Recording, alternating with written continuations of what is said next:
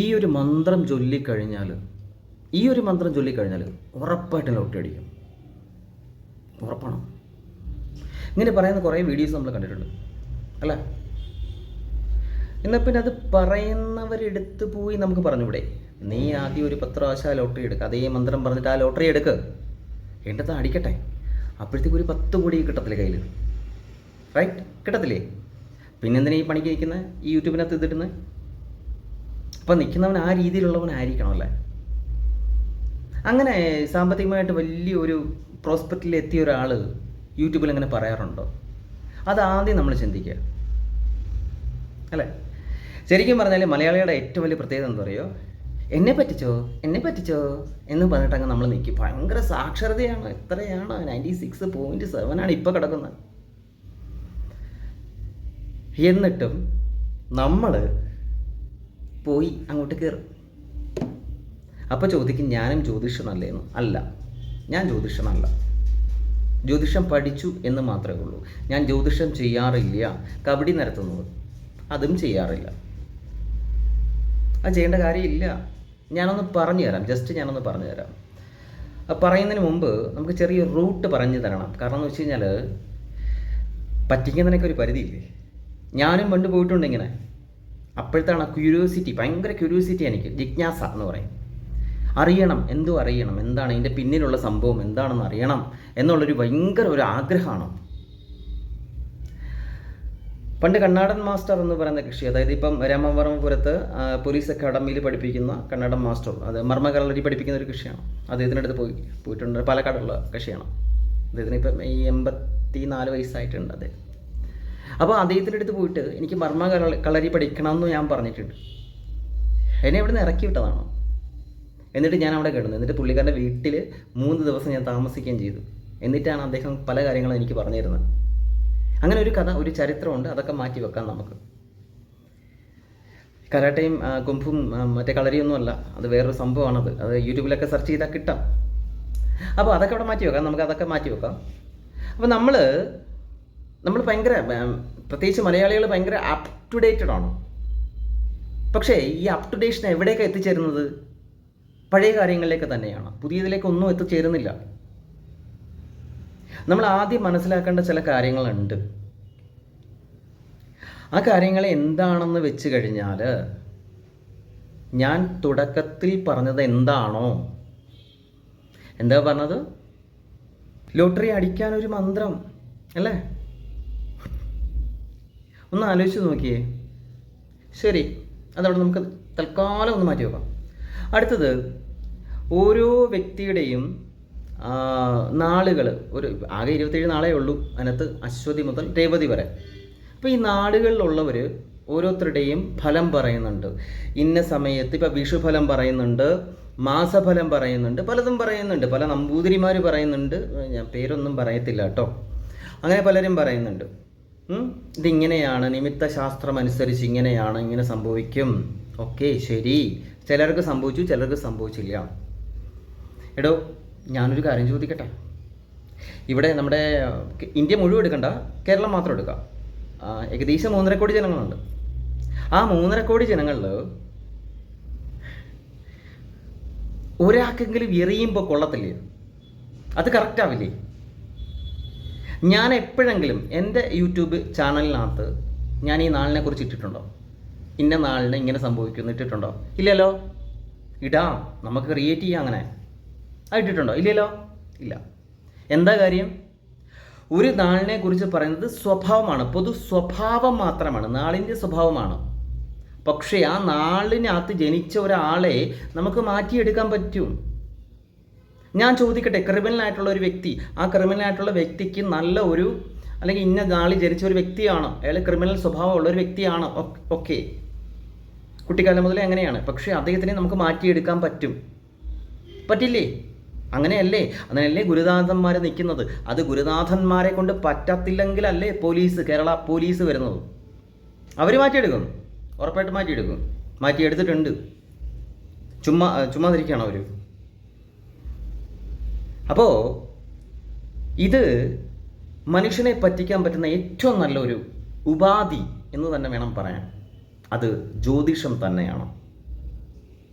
ജ്യോതിഷം പഠിച്ചുകൊണ്ടാണ് ഞാൻ പറയുന്നത്. പിന്നെ അതുപോലെ നിമിത്തം പറയുന്നു, അതായത് ഒരു രാശിപ്പലക എന്നാണ് പറയുന്നത്. സാധാരണ രാശിപ്പലകയിൽ കവടി നിരത്തുമ്പോൾ നമുക്ക് എന്താണോ തോന്നുന്നത് അതാണ് പറയുന്നത്. ചിലപ്പോൾ അത് മാറിപ്പോവാം, അങ്ങോട്ട് പോവാം ഇങ്ങോട്ട് പോവാം. ഞാൻ ഇവിടുത്തെ ജ്യോതിഷന്മാരെ കുറ്റപ്പെടുത്തുകയല്ല, ഒരിക്കലുമല്ല. നല്ല ജ്യോതിഷന്മാരുണ്ട്. പക്ഷേ ഇത് കഴിഞ്ഞിട്ട് നിങ്ങൾ തീരുമാനിക്കണം എന്താണെന്നുള്ളത്. എന്നിട്ട് നമുക്ക് നമ്മുടെ വിഷയത്തിലേക്ക് പോവാം. കബഡി നിരത്തി പറയുന്നത് ഇതിങ്ങനെയാണ് അങ്ങനെയാണ്. 10 പൂജകളും പറയുന്നു.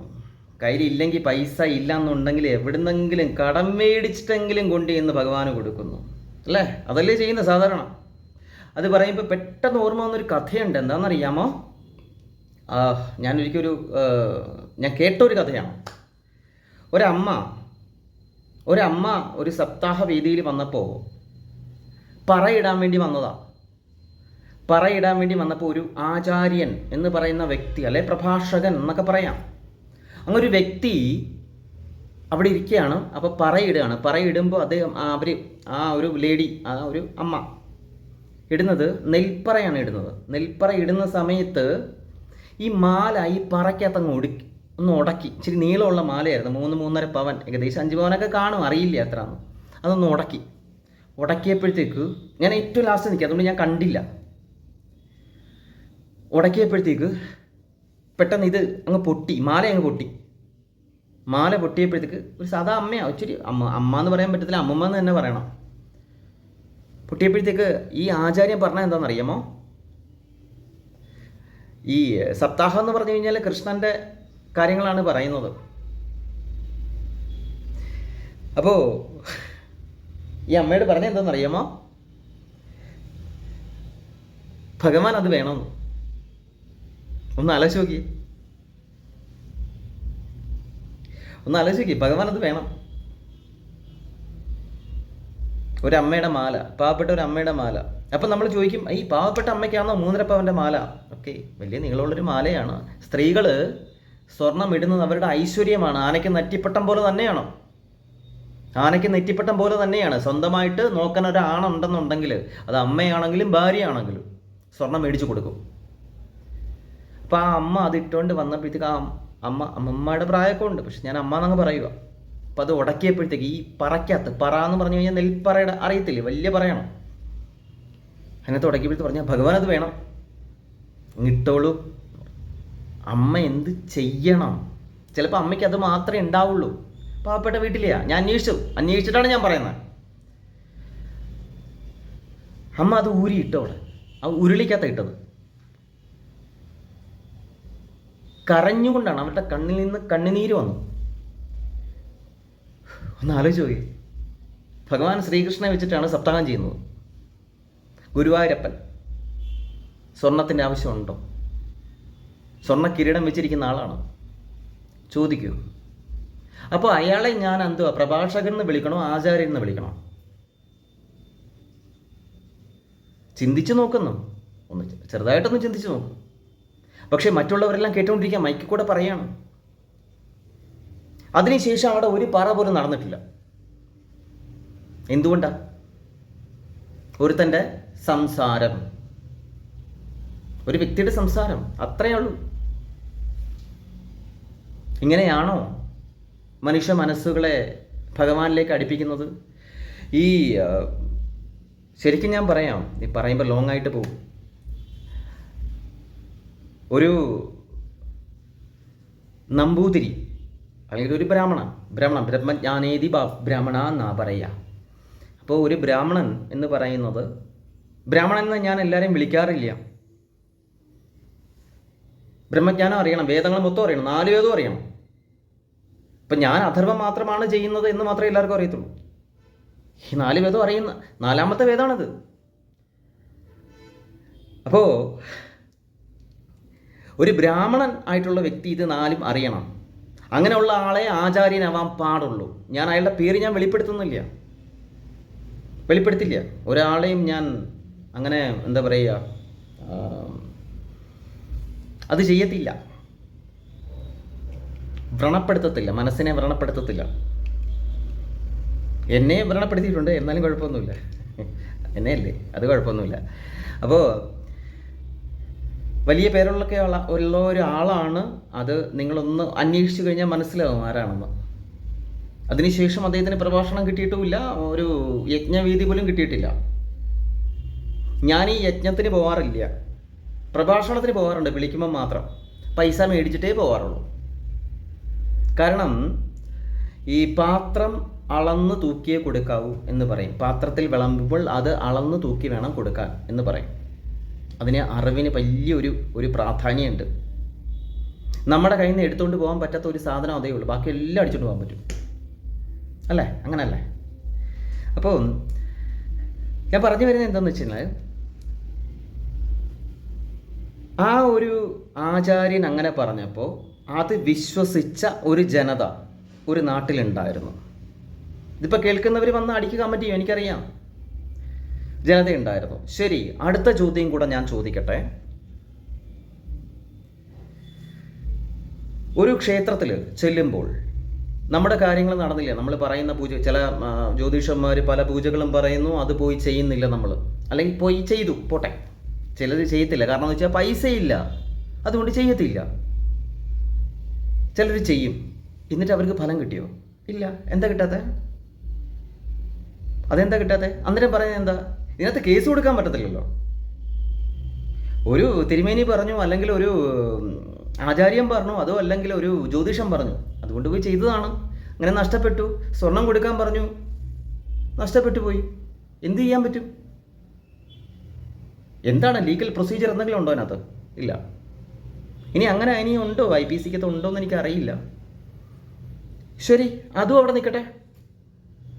അടുത്ത ചോദ്യം, ഒരു ക്ഷേത്രത്തിൽ ഒരു തിരുമേനി അകത്ത് കയറി പൂജിക്കുന്ന ഒരാൾ, നമ്മൾ തിരുമേനി തൊടാൻ പാടില്ല എന്നാണ് പറയണം, അല്ലേ? അങ്ങനല്ലേ? തിരുമേനി തൊട്ടാൽ എന്താണ് പ്രശ്നം? വല്ലതും ഉണ്ടോ? തിരുമേനി തൊട്ടാൽ എന്തെങ്കിലും പ്രശ്നമുണ്ടോ? മാറുന്നാണ് പറയുന്നത്. സൈഡിൽ നിന്ന് മാറ്. ഗുരുവായൂർ അമ്പലത്തിലൊക്കെ അങ്ങനെ ഉണ്ട് കേട്ടോ.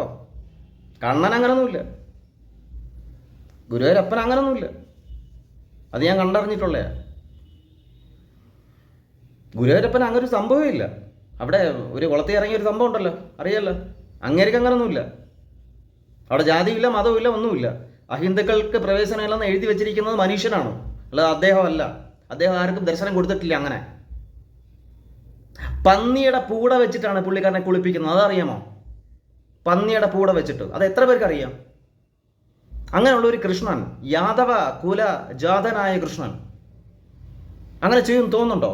ഇല്ല. അത് അറിയില്ല, അറിവില്ലായ്മ കൊണ്ട് പണ്ടുള്ള രാജവംശ.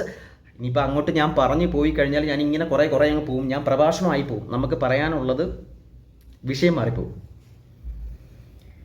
അപ്പോൾ ഒരു തിരുമേനി ഒരു ക്ഷേത്രത്തിലേക്ക് കയറി വരുമ്പോൾ അദ്ദേഹം എത്രത്തോളം പെർഫെക്റ്റ് ആയിരിക്കും? അതും കൂടെ നമ്മൾ ചിന്തിക്കണ്ടേ? കല്യാണം കഴിച്ച ഏതെങ്കിലും ഒരു പെൺകുട്ടിയെ കല്യാണം കഴിച്ചിട്ടുണ്ടാവുമല്ലോ, കല്യാണം കഴിച്ചവരായിരിക്കുമല്ലോ, രാത്രി കൂടെ കിടന്ന് കാണുമല്ലോ, ഇജാക്കുലേഷൻ നടന്ന് കാണുമല്ലോ, ഇന്റർകോഴ്സ് നടന്ന് കാണുമല്ലോ. Definitely there is no doubt it's concept നടന്ന് കാണും. എന്നിട്ടല്ലേ വന്ന് ഒരു ക്ഷേത്രത്തിൽ കയറുന്നത്? ഞാൻ ഗുരുവായൂരുടെ കാര്യമല്ല പറയുന്നത്, പുറത്തുള്ള അമ്പലങ്ങളുടെ കാര്യമാണ് പറയുന്നത്. അങ്ങനല്ലേ? അപ്പോൾ അങ്ങനെ ഒരാൾക്ക് ശ്രീകോവിലിനുള്ളിൽ കയറാം അല്ലേ? 3 മണിക്കൂർ കഴിഞ്ഞിട്ട്, രാവിലെ 3 മണിക്കല്ലേ അവിടെ തുറക്കുന്നത്. ഏത് അമ്പലമാണെങ്കിലും ഒരു ശരി ഒരു 5:30, അതിന് മുമ്പ് ഏകദേശം ഒരു 3 മണിക്കൂറിനുള്ളിൽ സംഭവം കഴിഞ്ഞ് കാണും. എന്നിട്ടല്ലേ കയറുന്നത്? കയറിയിട്ട് പൂജിക്കാം. അത് എന്തുകൊണ്ട്? ബ്രാഹ്മണനായതുകൊണ്ടോ അതോ മനുഷ്യനായതുകൊണ്ടോ? എന്തുകൊണ്ടാണ്? 24 മണിക്കൂർ കഴിഞ്ഞിട്ട്, അതായത് നിങ്ങൾ ഭക്ഷണം കഴിച്ചു, നോൺ വെജിറ്റേറിയൻ കഴിച്ചു, നിങ്ങൾ എന്തോ കഴിച്ചോട്ടെ, നിങ്ങൾ എന്തും കഴിച്ചോളൂ,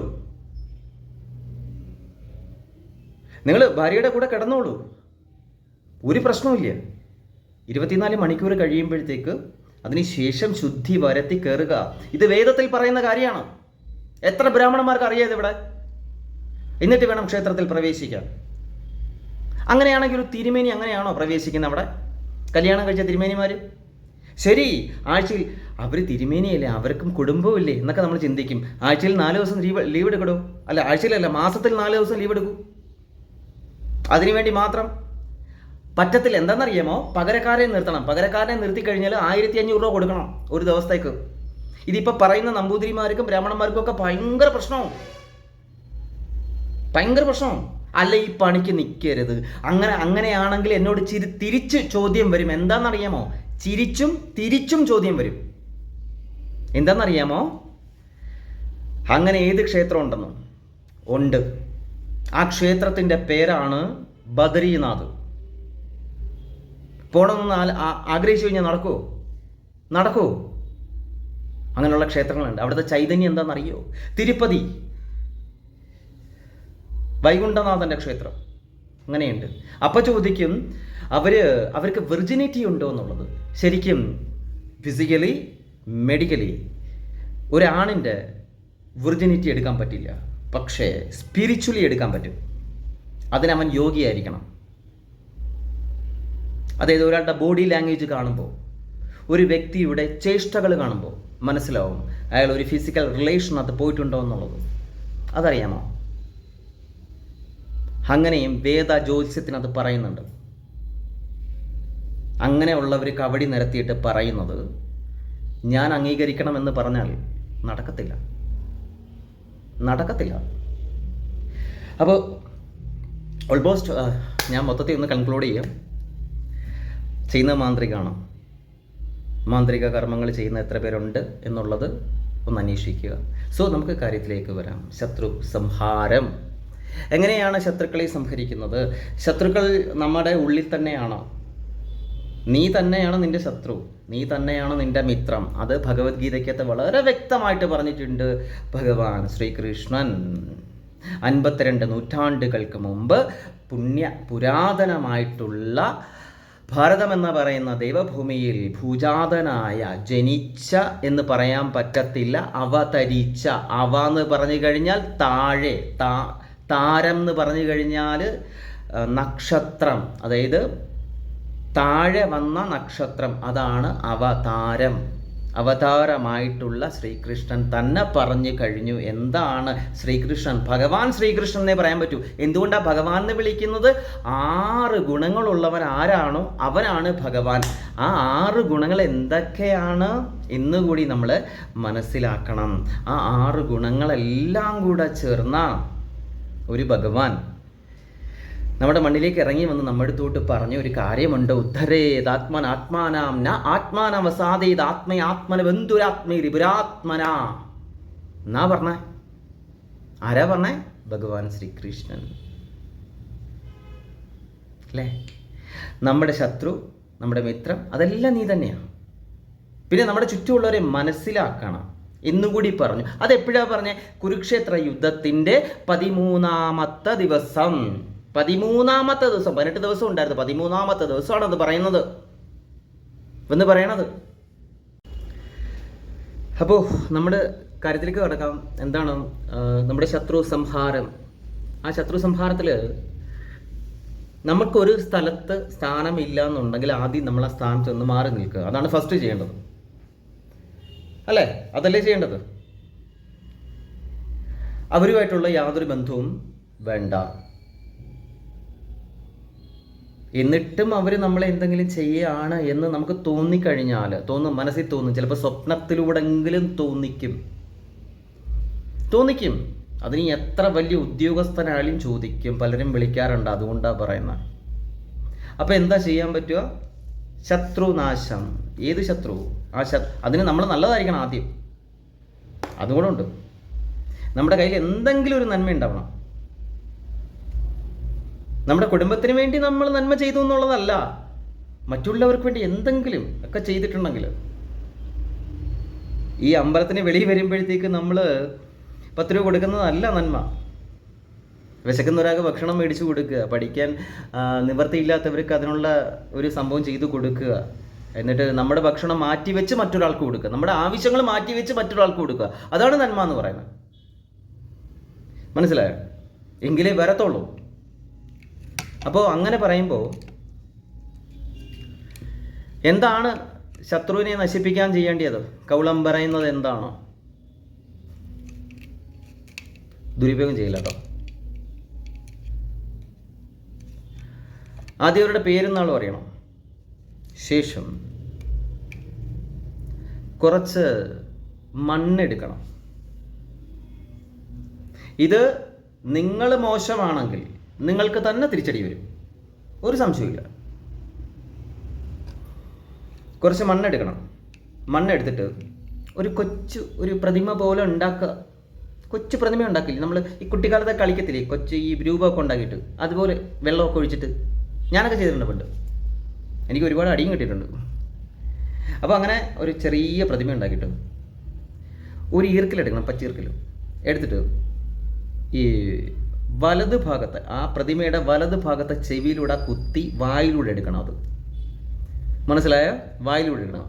എന്നിട്ട് ഇടത് ഭാഗത്തെ ചെവിയിലൂടെ കുത്തി വീണ്ടും അത് വായിലേക്ക് എടുക്കണം. എന്നിട്ട് ആ ചെവിയിൽ പറയണം, നീ ചെയ്തതിനെല്ലാം നിനക്കുള്ള പരിഹാരം ദൈവമാകുന്ന, ഈശ്വരനാകുന്ന മഹാദേവൻ, അല്ലെങ്കിൽ നിങ്ങൾ ആരെയാണോ വിശ്വസിക്കുന്നത് ആ ദൈവം തന്നിരിക്കും. എന്നിട്ട് ആ തലയങ്ങ് ഒടിച്ച് കളയുക. കഴിയും. പിന്നെ ഒന്നും നിങ്ങളുടെ അടുത്തേക്ക് വരത്തില്ല. ഒരു ശത്രു, നിങ്ങൾ ആരാണോ ശത്രു എന്ന് കരുതുന്നത്, അവർ മരിച്ചൊന്നും പോകത്തില്ല കേട്ടോ, അങ്ങനൊന്നും സംഭവിക്കത്തില്ല. പക്ഷേ നിങ്ങൾ ആരെയാണോ ഉദ്ദേശിച്ചത് അവരുടെ തളർച്ച നിങ്ങൾക്ക് കാണാൻ പറ്റും. ഇതിങ്ങനെ ഒരു വീഡിയോയ്ക്കകത്തൂടെ പറയാൻ പാടില്ല എന്നുണ്ട്, പക്ഷേ ആയിരക്കണക്കിന് മെസ്സേജുകൾ വരുമ്പോൾ ഞാനിത് പറഞ്ഞേ പറ്റൂ. അതുകൊണ്ടാണ് ഇത് ചെയ്യേണ്ട സമയമുണ്ട്, ഇത് ചെയ്യേണ്ട ദിവസമുണ്ട്, ഇത് ചെയ്യേണ്ട തിഥിയുണ്ട്. ചുമ്മാ അതൊരു ബൊമ്മയൊന്നും എടുത്തിട്ടെങ്കിൽ ഒന്നും വരാൻ പോകുന്നില്ല. ചില കാര്യങ്ങളും കൂടെ ഉണ്ട് അതിൻ്റെ കൂടെ. ഓക്കെ, ദെൻ വാട്സപ്പ് ചെയ്താൽ മതി, പറഞ്ഞുതരാം. പക്ഷെ അത് ജെനുവിനാണെന്ന് അറിയണം. അല്ലാണ്ട് നിങ്ങൾ ഇത് പോയി എന്തെങ്കിലും ചെയ്താലും ഒന്നും വരത്തില്ല, ഒന്നും വരാൻ പോകുന്നില്ല. പക്ഷെ അതിൻ്റെ കൂടെ ചില കാര്യങ്ങളും കൂടെ ഉണ്ട്. അത് ഞാൻ പറയില്ല, ഫുള്ള് പറയില്ല. കാരണം ഇത് ലോകം മുഴുവൻ ഉള്ളവർ കാണുന്നവരാണോ. അപ്പം അതുകൊണ്ട് മൊത്തം ഞാൻ പറയില്ല, മൊത്തം പറയാൻ പാടില്ല എന്നർത്ഥം. നിങ്ങളുടെ കാര്യങ്ങൾ ജെനുവിനാണെങ്കിൽ, ദാറ്റ് മീൻസ് കറക്റ്റ് ആണെങ്കിൽ, നിങ്ങളുടെ ഭാഗത്ത് എന്തെങ്കിലും പ്രശ്നമുണ്ടോ, നിങ്ങളുടെ ഭാഗത്ത് എന്തെങ്കിലും പ്രശ്നം ഉണ്ടെങ്കിൽ ഇതൊരിക്കലും ഞാൻ പറഞ്ഞു തരത്തില്ല. ഇനി ബാക്കി എന്താണെന്ന് ഞാൻ പറഞ്ഞു തരത്തില്ല. അതുകൊണ്ട് കേരളത്തിൽ എത്ര മാന്ത്രികന്മാരുണ്ട് എന്ന് അന്വേഷിക്കുക.